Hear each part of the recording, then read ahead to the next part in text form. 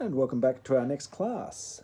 We've got another 30-minute class. I'm going to assume you've already done your warm-up, your setup, perfect posture, your spine stretch, and your roll down to push-up. If not, go to the 8.5-minute video or the short one, the 3.5-minute video, and do those, and then come back and join us for this particular class. We have got a class that focuses predominantly on mobility and then strength. A lot of strength work today.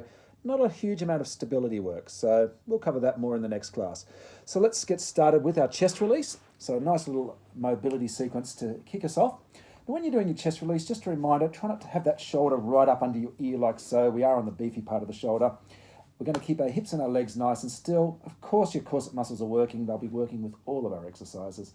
I'm going to guide the head for the first couple of reps as I focus on just rotating through the rib cage and rotating that rib cage around that imaginary broomstick handle that touches the back of my head and my tailbone. I'm keeping my hips, my legs nice and still, and virtually all of that rotation is coming through your rib cage. There's a tiny little bit through the lumbar spine. It's not really designed much for rotation, the lumbar spine. I'm going to straighten out through that arm, and as usual, we've got our couple of arcs that we can follow with the arm. You can add your rotations, or you can add your circles. So I'll let you choose one of those variations that hopefully you're feeling comfortable with now. Either the arcs, the circles, the rotations, or any combination of those. If you do the circles, do change directions occasionally. And you're going to be noting not just how much rotation you got through your rib cage, and you're still maintaining that now that the arm is straightened, but also how you're feeling across the front of the shoulder and chest. I might stop and just enjoy that chest release. With each out breath, I'm just feeling myself sinking that little bit deeper into the release. And I'm going to come out of that. I'm going to roll onto my back. We're going to move into our shoulder bridge roll. I do like to start this with a smaller movement. Feet are hip width apart, knees are going to stay hip width apart. And one of the things I like to do with this one initially, to make sure that I'm having even weight through both feet, is maybe just have my hands on my thighs.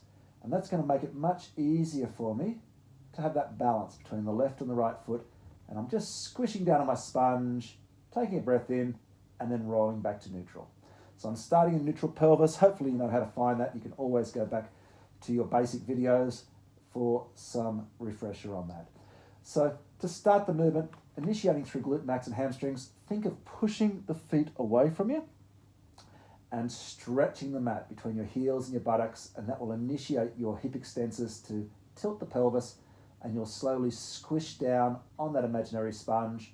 You'll take a breath in, and then you'll roll back. So we are engaging these gluteus maximus, and when we do go to our full shoulder bridge roll up to our ski slope, you'll need to engage those glute max and the hip extensors a lot more. Take your time, squeeze those butt muscles, coming on up one vertebra at a time onto the top of your shoulder blades. If you're feeling nice and strong, do your double arm drop without popping the rib cage. Take a breath in, and as you roll back down through your spine, you will start to bring the arms back as well. So really focus on squeezing through your bottom muscles. If you do tense up through your hamstrings, just relax for a minute. Quite often you will get little cramps through them. And again, focus on your glute max. And sometimes you might just want to use this simply, not as a strength exercise working up through your spine, but simply as a relaxation, a mobility exercise through that lumbar spine, which is what I'm working through now. If I actually had my hands in the small of my lower back, I'd actually feel myself rolling across my little finger, all the way up towards my index finger, and then onto my thumb. And when I'm doing this, of course, I am affecting the exercise, so I'll only use it briefly before I remove the hands and move into my next exercise. We're going to stay on our back. I'm going to put my arms at the side, spinal rotations. I'm just going to roll my knees slowly to the left, roll my head slowly to the right. Breathe in as I come back, and swapping sides.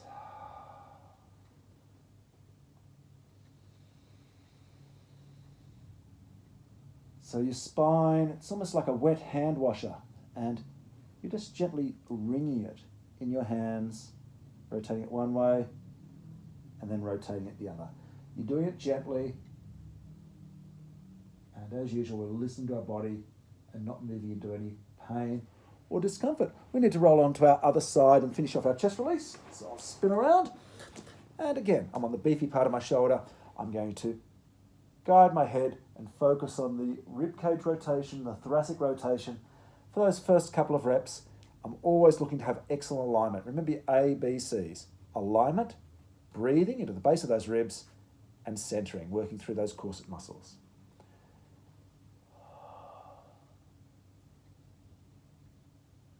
So always with Pilates, we're always trying to remember our principles, and they're three very important principles. C also stands for control. And sometimes we'll want to add extra challenge, but we never want to move into struggle with any of the exercises. So control or challenge with control. By its very nature, as soon as you're struggling, you have lost control. So we want to keep control with all of our movements and exercises. Holding your breath, starting to get the shakes are usually great signs that you're starting to struggle a little bit. Once I've done my chest release, we're going to roll onto our tummy and we'll continue with our mobility with our swan dive. So I'm going to be in the arrow position today, remembering, of course, we do have the cactus and the push-up position. And I'm going to take my time. Thumbtacks between my belly button and the mat. I've relaxed into the mat. I'm going to extend through my neck. My lower back's relaxed. I'm going to slide the fingers down as I slowly work my way down my rib cage and then into my lumbar spine and then maybe into my hip extensors, being my gluteus maximus and my hamstrings. I'll relax those down and then I'll relax back to the mat and take all the tension out of all of those muscles.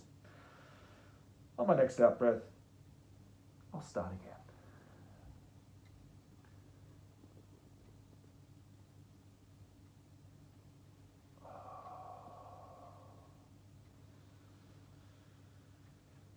So you're trying to work from the back of the eyes all the way down to the back of your thighs.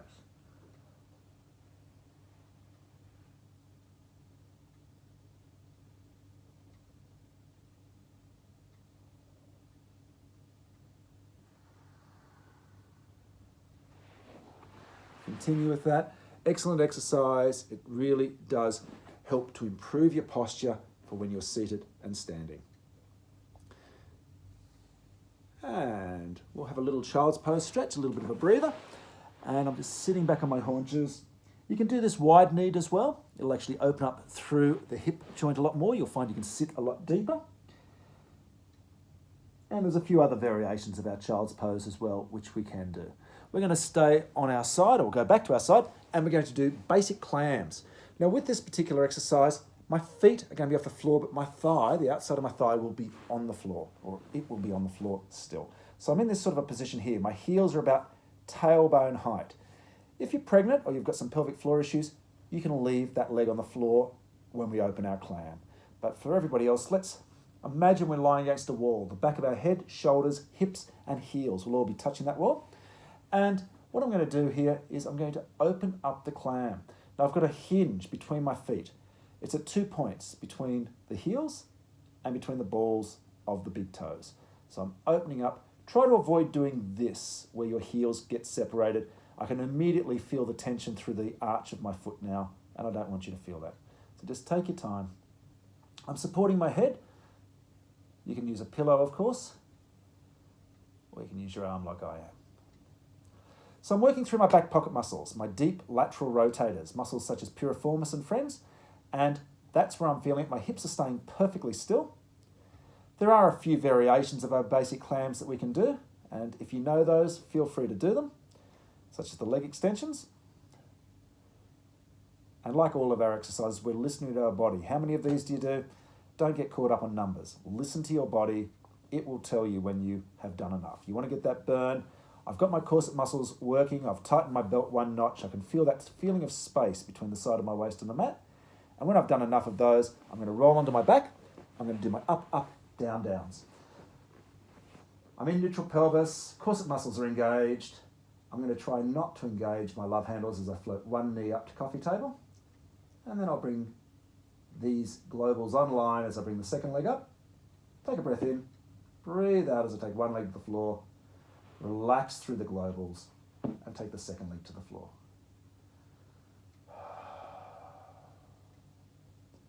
The legs are moving up one at a time on the out breath. There's a breath in at the top and then move back to the floor one at a time on the next out breath. You're using your globals when they're required, which is from about now till about now, and switching them off the rest of the time. You relax through your arms, your shoulders, your chest, your neck, your jaw, etc. You can make this exercise harder by having a bigger angle under the knees, further away coffee table. But you've still got to keep your alignment. You've still got to avoid doming your tummy, and it can't be uncomfortable through your lumbar spine. Excellent. We're going to do our single leg stretch next, and it's up to you how hard you want to work this exercise. You could certainly just have one leg at coffee table and focus on simply breathing out and stretching out. In fact, it's quite often very good just to go back to the basic levels and get your technique right where you're working through the corset muscles. I would rather you be doing a basic variation like this, lifting up through pelvic floor, drawing in that belly button, than bringing the second leg up and now forgetting about the deep muscles and just using the globals. You're actually doing it wrong when you do that. So if you do bring the second leg up, that's great, as long as the deep muscles are still working whilst you do this. Now, how can I make this exercise harder? Many, many ways. I'm doing the same leg over and over again. Well, that's harder than alternating between legs. I'm also straightening my leg all the way out, which is harder than only straightening it halfway up. And if I slow it right down, it's generally the hardest variation, doing it slower. Having a further away coffee table, both for the stationary leg and or for the leg that's doing the work, so the exercise. So I could come back to my normal coffee table here or my normal 100, or I could make it even harder and only come back so it's level with the other leg, which is further away. You've got multiple ways of making it harder, and do the opposite to make it easier. Don't get your ego involved too much when you're doing Pilates. Just listen to your body and work within your functional range. I'm doing my little round the clock stretch, and what I'm going to do is I'm going to now bring my feet to the floor and continue that same movement as I do my pelvic clocks. So this is an excellent mobility exercise again for your lumbar spine.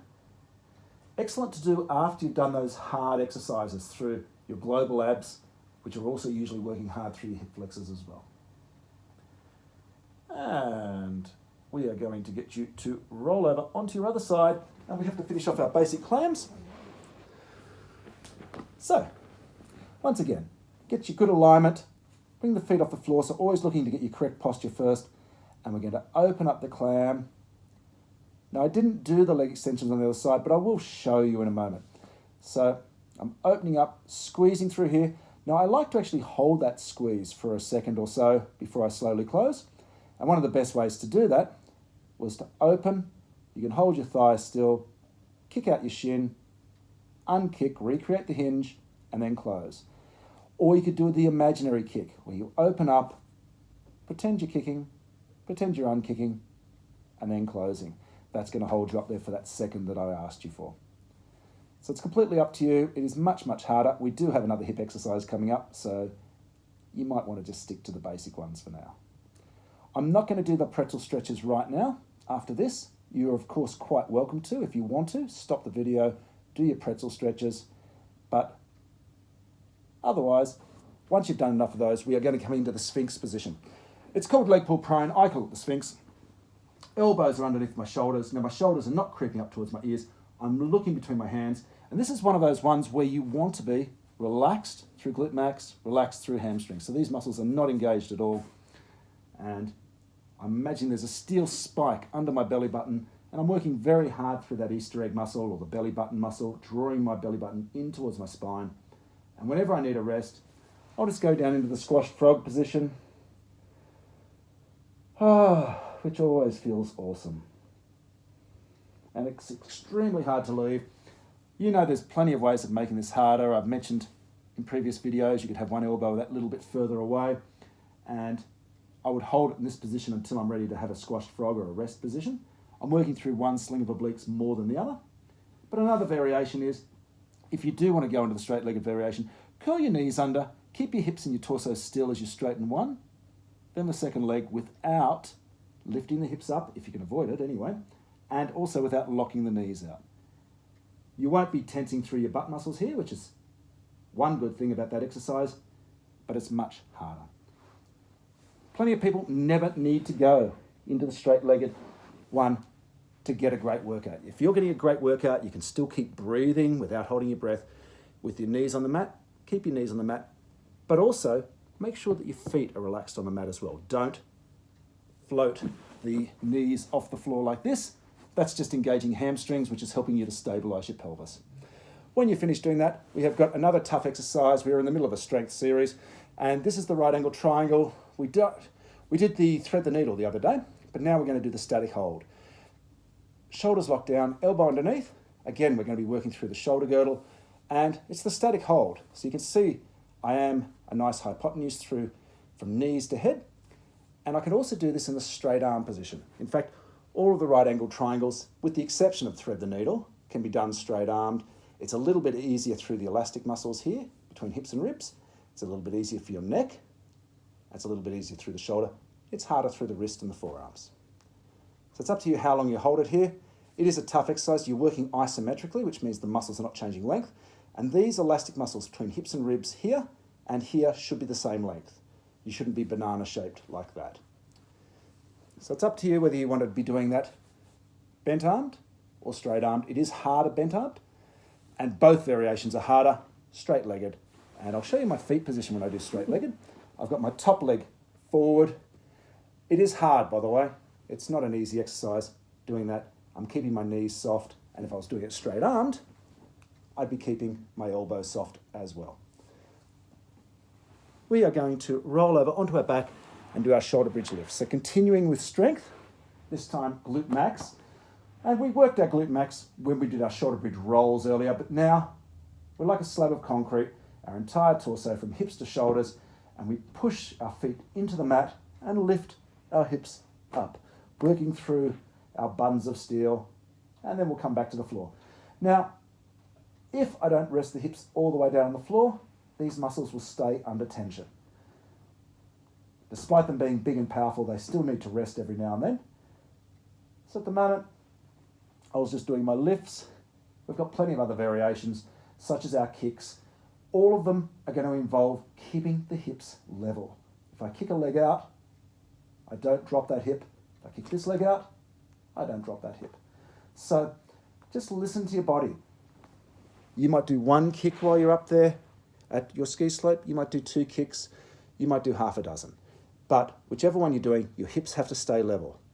If you're going to use your arms to assist, but at the moment, I wasn't using my arms at all then, and I was isolating through that region, not just working through my glute max and hamstring of the stabilizing leg, but also through the muscles at the side of the hip, my gluteals, one sling of obliques, and similarly through the lower back.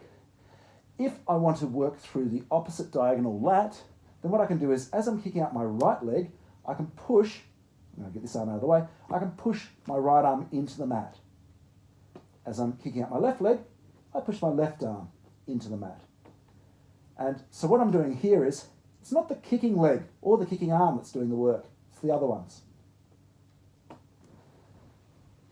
So listen to your body. It's very easy to cramp up through your hamstrings. Various reasons for that. They're going to be fine. They'll just get a little bit crampy, and then you'll be able to move on to the next exercise. We're going to roll over onto our other side. We've got our right angle triangle to finish off. And anybody who's done my classes will know this is my least favorite of the right angle triangles, the static hold. I just find it's a bit more boring, but it's a very good exercise. It's excellent for strengthening all the way around between hips and ribs, wrapping around you like a corset. So I'm in the bent arm position. I've already mentioned the straight arm. Now, when I'm in the bent arm, you'll notice the elbow is directly under the shoulder. When I'm in the straight arm, I have the arm a little bit further away. So it's not perpendicular to my body, but it's not perpendicular to the floor either. Straight-legged. Remember that top leg is forward. I'm sharing the weight evenly through both feet. And it's tough. I can feel I'm just shaking ever so slightly. That's okay. If you're shaking too much though, it's generally a sign you need to take a bit of a breather. If you ever have a mirror when you're doing this, or even just videoing like I'm doing with myself right now, it's much easier when you're getting that feedback, immediate feedback of your body alignment. Once you have finished doing that, we're going to do our double leg stretch. This is a really hard exercise if you're doing the full-on variations. We can make this quite easy though. And to make it easy, we minimize the movement. I mentioned it earlier with our single leg stretch, that the further you straighten the legs out and the slower you do it, the harder it is. We can cheat a little bit by using our arms to support some of the weight of our legs. And what I'm going to do here is, as I breathe out, I'm just going to take the knees a few centimeters away, breathe in as I come back. If I want to, again, I can use my hands to help support the weight of the legs. So a small movement. Remember, a little bit faster, it's a little bit easier. Breathing out as you stretch out, breathe in as you come back in. The bigger that movement, the harder it is. When I do the full-on movement, I pull up my socks and I knock off my sombrero and I circle my arms out. No loss of alignment, no doming of my tummy, no discomfort through my lumbar spine. My body is staying in good alignment and I'm ready again to have a little round-the-clock stretch whenever I need one. You might only get a couple of reps out before you need a rest. You might get a dozen out. Don't get too caught up on the numbers. Again, if you do return the feet to the floor, always one at a time, and you can continue with that movement as you move into your pelvic clocks, which is such a good exercise. I do it every morning. So I don't waste my time doing exercises unless I think they're going to do me good. So I obviously think pretty highly of this one. And once you have finished doing that, we are going to move into our one-leg circles, a really nice stability one. So a little bit of a break from the strength exercises for a moment. This time, a bit like our hip rolls or our knee drops, we're going to imagine there's a plate on our tummy with a marble right above our belly button. And you only ever float one leg up to coffee table with this one. Believe it or not, it's actually easier with the second leg at coffee table, for stability anyways. So this knee is up. Now what I might do is, if in doubt, you can guide the knee. If you've never done this before, you're going to circle that knee out on the out breath, bring it back over the body on the in breath. So this femur going into the hip joint, it's a bit like a mortar and pestle for all you budding chefs out there. And we're just very, very slowly working that knee in a nice small circle. We're trying not to feel the hips rolling left to right. We're trying not to tip water out the front and the back of our bowl. I'm going to change directions. As a rule of thumb, when I do the smaller circles, I end up doing anywhere between, 6 to 10 repetitions. When I do the really big circles, which I'm not showing you today, I'd probably only do half as many. I'm going to return that foot to the floor and I'm going to swap sides. So it's only fairly small. Now what you'll do, especially if you're a continuing student, is you'll probably go, ooh, I can actually make that circle quite a bit bigger, keeping my alignment. And you might challenge yourself every now and then by making that circle that little bit bigger, being aware whether or not your pelvis is rolling. And if you find, yep, I am rolling a little bit, then just make the circle a bit smaller again. So it's all about just trying to use these deep muscles to stabilize you as you isolate that movement of your thigh bone inside the hip joint. So as I mentioned, maybe half a dozen, maybe 10 reps in each direction with each knee. Make it smooth, make it flowing. As the knee, with the smaller circles, as the knee moves out, your shin and your ankle move out as well. I'll just try to show you from a slightly different angle. So I've got my left leg coffee table, so as my left knee goes up the side, so does my ankle and my foot. What I'm not doing is I'm not doing this, where I'm keeping the ankle and the foot still, or doing it the other way around where they go out and in. And I'm not doing this as well with my ankle and my foot. It's all about what the knee's doing, and the shin and the foot, they come along for the ride as I go one way and then the other. And of course you've got two legs. We are going to roll onto our side. We've got another hip exercise. It's one of my favorites. It's called killer rotations. And we've almost finished. I've only got a couple of exercises left. So I'm just going to move all the way up here. You don't need to see my upper body really too much for this one. I've got my legs bent to 90 degrees. I'm looking at my hips being stacked. I've got nice alignment. I'm going to straighten out my left leg, the one closest to the ceiling. I'm going to do the same thing with my arm. I'm going to internally rotate and nice controlled, straight up and down. The more height I have with that leg, the more I'm going to feel it through these gluteal muscles, and the slower I do it, the more I'm going to feel it. So I'm usually not in a hurry to do this exercise. When I do it fast, I end up doing twice as many because I can. I'm going to now go into external rotation. My heel is coming towards the floor. And if you're watching carefully, you'll probably notice my heel's not actually touching the floor. And that's fine. I want to keep my alignment. I want to keep my pelvis still and the rest of my torso and spinal column still. And if I touch the floor with my heel, my pelvis will lose its alignment. I've externally rotated through my shoulder as well. And now I'm going to go from internal rotation to external rotation. Inward rotation to outward rotation. Medial rotation to lateral rotation. Same thing, just different terms. I usually say inward and outward, or medial and lateral.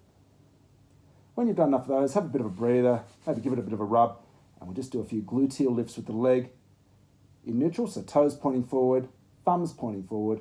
These are a few little bonus ones to get into these gluteal muscles. If you're not getting a burn through here by now, you have got hips of steel.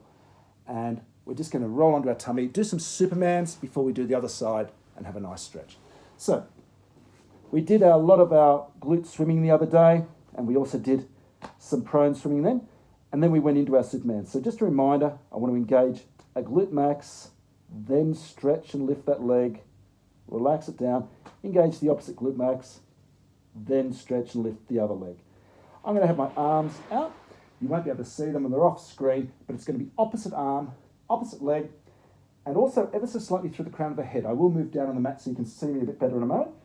So I'm going to breathe out and stretch out. It's like I'm on the rack, and they're stretching out opposite arm, opposite leg, and through the crown of the head. I'll relax back to the floor, and on the next out breath, I'll stretch out the opposite arm and leg, and also through the crown of the head. I'm going to move down the mat so you can see a little bit better. Feel that length through the arm and through the leg. You've got bungee cords wrapped around your knees and around your elbows, and they're stretching those bones, the femur and the humerus, away from the hip and the shoulder joint respectively. You probably can't see what's happening with my head. I'll get the arm out of the way, and that's what's happening. So I'm lifting up, and when I swap to the other diagonal, I lift up. So just a couple more of your Supermans. Pelvis is staying still. You're not tipping water out the front or the back of your bowl. Again, little child's pose. And if you want to get a diagonal child's pose, put your right hand on top of your left and push your right hip out to the side. I'm getting a lovely stretch through this lat region, the axilla region, under the armpit, and I'll come forward and switch. Left hand on top of the right, and pushing my left hip out to the side. And if you forgot which hip you should be lying on, this one's feeling sore, so that's the side I should be lying on. It's our last exercise, it's our killer rotations. So I'll just be in this position this time. Hopefully you knew what was happening from last time. Internal rotation, nice controlled, trying to stay still through your torso. Your leg is soft at the knee. So the leg's straight, but you're not locking the knee joint out. I generally like you to keep the foot, the ankle, the toes relaxed. I'm going to go into external rotation. Just that extra centimetre of height will really give you a lot more burn, substantially more burn. Don't think of the burn as being a bad thing. You're going to enjoy a lovely pretzel stretch in just a moment.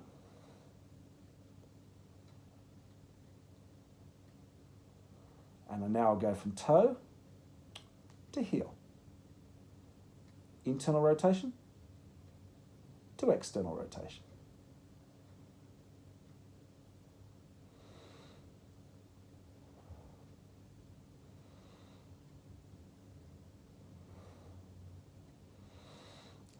might stop, give those a bit of a whack, just give them a bit of a rub. Somehow it makes it feel better. And just add a few gluteal lifts with both the leg and the arm in neutral. Again, working through glute medius, glute minimus, tensor fasciae latae, TFL, your hip abductors. When you've done enough of those, let's roll onto our back, pretzel stretching. I've crossed my legs the way that guys do with the ankle, the lower shin on this knee, drawing it up towards my chest. I'm going to push this knee away, and that's going to get predominantly into those muscles you were just working. When I want to get into the muscles that were doing my clams earlier, my deep lateral rotators, I'll feed my right hand under this left knee and draw it up towards the opposite shoulder. So this left knee is coming towards my right shoulder. I've peeled my left hip off the floor, and I'm getting into my back pocket muscles, those clam muscles. Relax. So much easier to relax into it on your out breath. I'm going to swap sides. I'm always doing a little comparison between left and right, just seeing if there's any difference.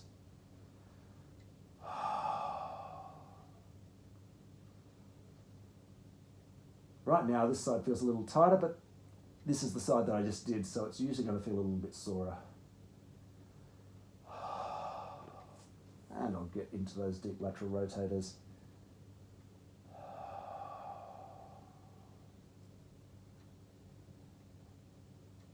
And when I finish doing that, just a little bit of sacroiliac joint mobility to finish off.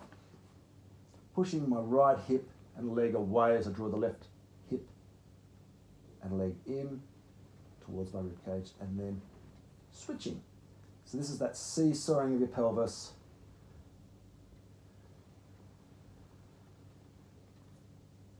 Excellent for mobilizing that joint between your spinal column and your pelvis.